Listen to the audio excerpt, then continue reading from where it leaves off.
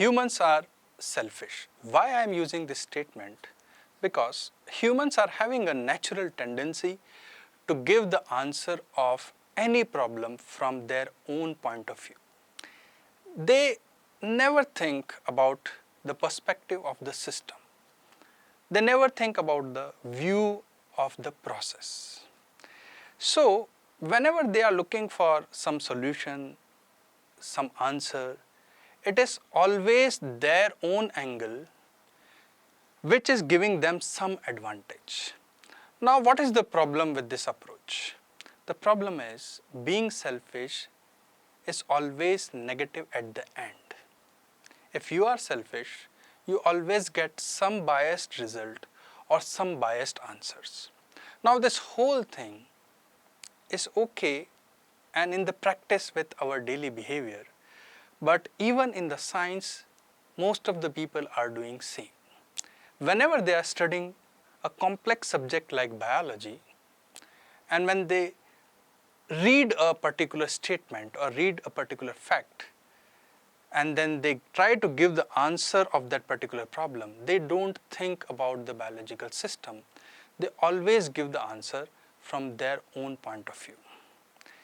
If I ask why a potato plant is making the potato if the plant itself cannot eat it, we don't think about the answer of this problem from the point of view of potato plant. We are happy that we are getting the potato. Another thing, why the lactic acid bacteria is making lactate or why the yeast is making alcohol. Generally, most of the people don't try to think from the perspective of lactic acid bacteria or from the perspective of the yeast. They are just happy with the fact that yeast is making the alcohol, lactic acid bacteria is making the lactate. Same with cell division. If I ask a student why cell division occurs, then the answer is so monotonous and so average that cell division is important for the function, for the growth, for the repair. Now these are the selfish points. Function for humans, repair for human organs, growth for humans. Nobody is asking the cell why you are dividing. Nobody is thinking from the point of view of cell. Why proteins are folding?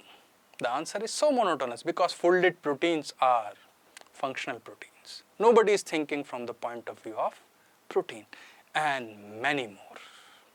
A very simple example is we are studying that NAD plus H plus is giving us NADH.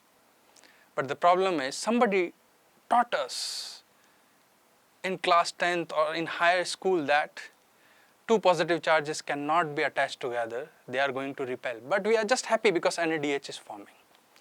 So if you are really interested or really serious about making your career of biology, a career in biology as a scientist, then the first thing which you have to do is getting rid of the selfish point of view and start thinking from the point of view of system.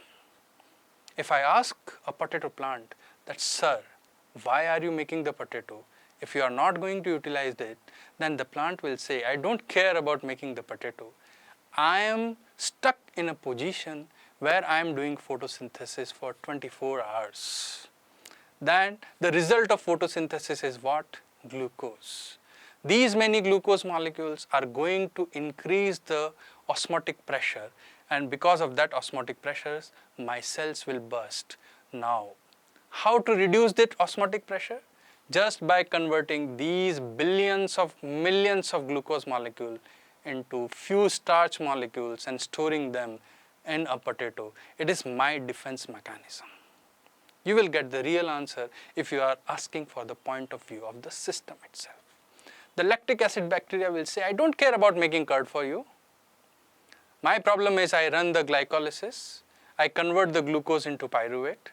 That's a oxidation reaction. I have to do one more reaction, that is reduction reaction. So I have to convert the NAD plus into NADH. And I don't have mitochondria like you guys. So I don't have continuous supply of NAD plus. So what I have to do? I have to convert the pyruvate into lactate. From that reaction, I continuously get the NAD plus, and because of that, I can continuously do my glycolysis for my energy supply. Yeast will say, I am doing fermentation because I need NAD+, because fermentation is again a reduction reaction. If we are really interested in being researcher or making our own experimental designs, then it is very important to start thinking from the point of view of system itself. And once you develop that habit, then you will be getting a new angle to think about different problems of biology, and you will be getting unbiased, really scientific, logical answer, which will make you a good student of biology, which is the first requirement if you are really thinking about making a career as a researcher or an academician or a professor or a scientist. If somebody asks me why proteins are folding, I will not give the answer that folded proteins are necessary for me. I will ask the protein, I will search the answer from the point of view of protein, and the protein will say, sir, when I am unfolded, in that case my hydrophobic amino acids are into the contact of water, which is dangerous. They don't like the water. So I have to fold myself in such a way that my hydrophobic brothers go inside the protein, away from the water of cells, and ultimately they are protected.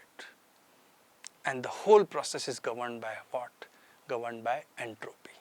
The overall entropy change is what? Positive. The protein is giving the answer. Someday in future you want to grow the cells in culture, right? Don't think what product you will get. Just ask the cells, ma'am, what are you going to need if we want to grow you in a culture plate outside of the body? Then cells will start giving the answer. Go to that book. It will be giving the idea about cytokines, growth factors, serum, then energy, glucose, and you will be able to grow the successful cells. Whatever you want to do, start thinking from the point of view of system itself, and once you develop that, you will start having one new thing in your brain that is out of the box thinking. And someday when somebody will ask you, honesty is the best policy explained by biochemistry, you will be giving this kind of answer. Yes, biology says honesty is the best policy. One glucose is giving us 30 ATPs, all of them getting utilized to do some other reaction. Nothing is taken away by the cell itself. Cells are very honest.